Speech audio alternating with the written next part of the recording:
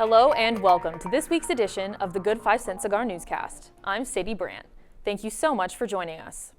This week we celebrate two film students, talk rising gas prices, upcoming final exams, and A24's newest film. And of course, Charlie Adams will have all things Rhody athletics covered in this week's Rhody Sports Corner.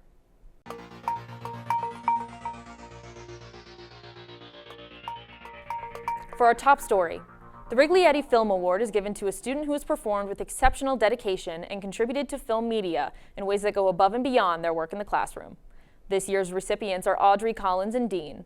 What does this award mean to them? Stephen Russo has the story. URI's Film and Media Department recently gave out their Wrigley Eddy Awards, signifying excellence in production and directing. The recipients of this year's Wrigley Eddy Awards were Audrey Collins and Emma Dean. Both served as directors and production help for multiple short films across the Film 496 capstone. I've always wanted to make movies since I was very little, which is something I kind of did a lot when I was young, and then kind of grew into not really doing anything for a little bit in my teenage years. And then when I went to college, this sort of deep-seated love for filmmaking and for directing specifically was reinvigorated within me. It definitely makes me feel a lot better about the semester and about like the work that I've put in, because there are a lot of times, particularly when you're like, it's like 2 a.m. and you're on like a film set and like you can't feel your toes, where you're just like, why am I here? What's going on? All student short films made by the Film 496 capstone class will be screening on URI's campus on May 8th, so be sure to follow URI Film Media's Instagram at URI Film Media for more information. Reporting for the Good 5 Cent Cigar, I'm Stephen Russo. Back to you. Thanks, Stephen. Gas prices are still on the rise, causing issues among community members at URI. Jim Donnely has the details. Following a temporary reopening, Iran once again closed the Strait of Hormuz on April 18th due to a continued blockade by U.S. vessels. As such, gas prices remain high nationwide, with the effects being felt by nearly all of URI's commuters. As of April 24th, the average price for regular gasoline in Rhode Island is $3.98 per gallon, a 34.6% increase from before the U.S.'s war in Iran began back in February.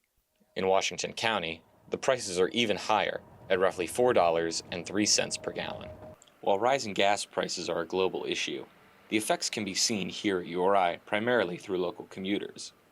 Roughly 61% of URI students live off campus, traveling from near and far across the state.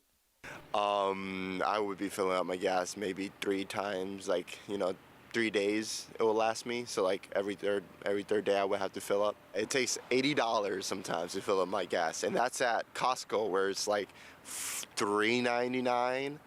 53% of students are also out of state and will likely deal with higher prices whether they drive or fly home for this summer. With prices staying relatively high for the foreseeable future, as long as the Strait of Hormuz is closed, many students would like to see some kind of accommodation made to mitigate the financial burden of traveling to the university. Maybe like a student membership to Cumberland Farms or something for a discounted price, like any of these big gas price companies, I'd say. We can put some form of tuition money or something like that for commuters for all right, this is your parking permit or this is for your gas. I'm an out-of-state student, so I pay quite a bit in tuition. And I'm not entirely sure where the entirety of my tuition goes, quite frankly. From Kingston, Rhode Island, I'm Jim Donnely. Thanks, Jim. Are you ready for final exams? Final exams are fast approaching at URI, and managing editor Ella Gerdts surveyed students on how they're preparing. Here's Ella. The semester is wrapping up, which means finals are approaching. I got to talk to students to see how they feel. Students across campus are gearing up for one of the most stressful times of the year, finals week. The library is staying busy around the clock, and study spaces are starting to fill up fast. I'm studying, I think, just by doing it a little bit every single day. From group study sessions to late-night cramming, many students are working to stay on top of deadlines and prepare for exams that can define their semester. A lot of cramming. All my finals are in the first few days, so kind of got to lock in, but not too bad. While the pressure is high, students say they're finding ways to manage stress.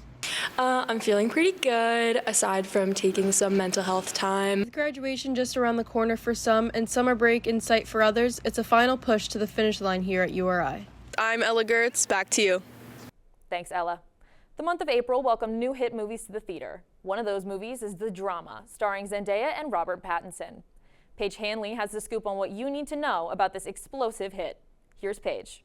A24 has released another film that has audiences engaged from start to finish, titled The Drama, as officially hit theaters. The Drama is a romantic comedy drama created by Christopher Borgli.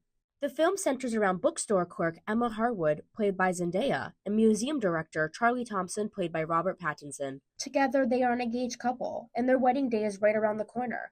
But one night out with friends reveals secrets that could change everything. Are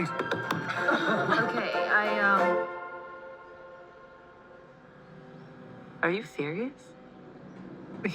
I'm sorry. Emma, what the fuck? Emma's secret not only shocked her friends, but audiences watching. I think that they brought up a new concept that people have been scared to bring up around school shootings. I think that's something that people have not wanted to dip their toe into that kind of field, because it's currently happening. It's scary. It's impacting people right now that we know and are living through that. So I think that was really interesting that they even tried to attempt that in a way. I thought it was interesting to kind of get that perspective. Like I said, I don't think people have even tried to venture into that. Overall, this movie exceeded fans' expectations. I liked about the film that it kept me on my toes. Every second I didn't get bored, and I feel like that's hard to do in movies. I thought they did a really good job of keeping you engaged and guessing the whole time. That's some drama. Well, it looks like this movie is a must-see. Reporting live from East Greenwich, Rhode Island, I'm Paige Handley. Thanks, Paige. Looking ahead, here's what's going on next week at URI.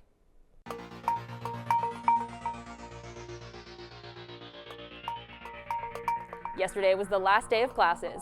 Final exams will take place starting tomorrow and continuing into next week. Good luck, Rams. To learn more about upcoming events on campus, visit URI Involved at uriinvolved.uri.edu. With that, I'll hand it off to Charlie Adams with this week's Rhody Sports Corner.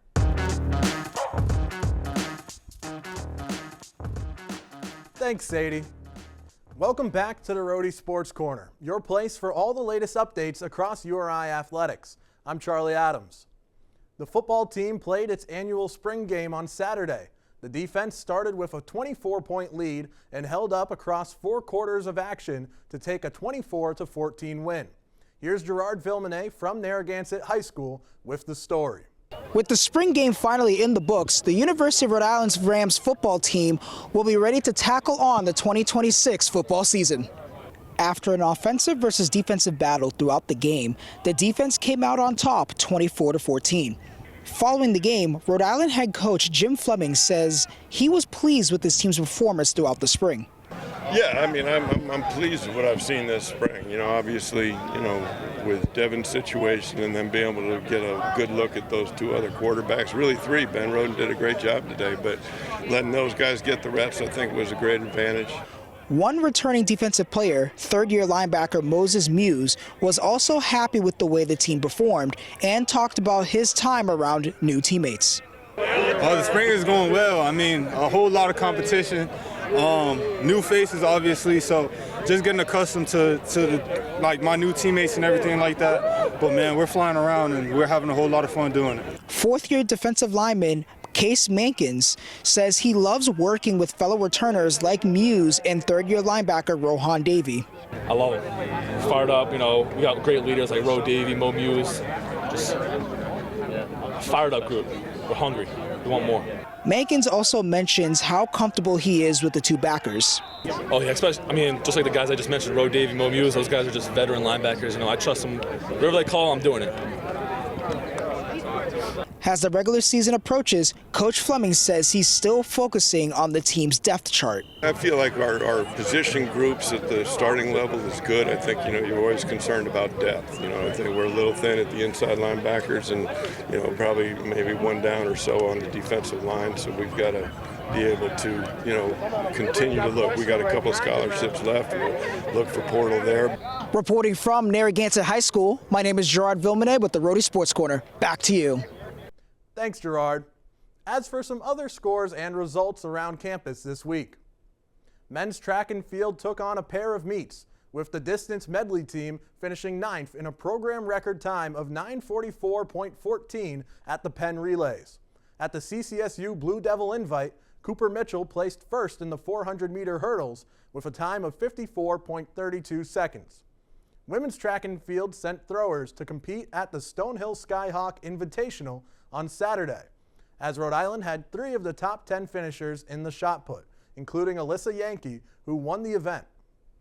Rowing competed against Holy Cross, Boston University, and Delaware on Saturday, as Rhode Island's first and second varsity 8+ boats and its varsity 4+ boat won its morning and afternoon races. Women's tennis saw its season come to an end in the second round of the A10 tournament on Thursday, falling to number 3 seed Richmond 4-1 after taking the doubles point. Women's lacrosse closed its season with a senior day defeat, falling 14-9 to St. Joseph's on Saturday. Baseball took a crucial weekend series win over St. Louis, taking Game 1 12-2 on Friday before falling 11-7 on Saturday in Game 2 and winning the rubber match on Sunday with a 7-5 12-inning win. The team returned to action on Tuesday to take on the University of New Haven, picking up a 13-3 win. Softball lost its second-to-last weekend series of the season, splitting its doubleheader against George Washington on Saturday with a 10-2 loss in 5 innings, followed by a 5-2 win. The Rams dropped the series on Sunday in a 9-1 loss. Rhode Island wrapped up the week with an 11-0 win over Stonehill on Tuesday. Golf also finished its season, competing from Monday to Wednesday at the Atlantic 10 Championship. For our final edition of Sparking Up for the semester, the Cigar Sports staff and contributors made their picks for the NHL and NBA playoffs, with the Colorado Avalanche being the most popular pick to win it all in the NHL and the Boston Celtics leading our voters for the NBA. That's all for this week's edition of the Rhody Sports Corner. To stay updated with all things URI athletics, follow us on Instagram and X at _Cigar Sports. For the last time this semester, back to you, Sadie. Thanks, Charlie. That's all we have for you this week. Thank you so much for tuning in. Be sure to follow us on Instagram at Rhody Cigar and pick up our print paper anywhere on campus to stay up to date with all your Rhody news. You can also find us online at rhodycigar.com. Until next semester, I'm your host, Sadie Brandt. This is the Good 5 Cent Cigar Newscast, and as always, have a great summer break, Rhody.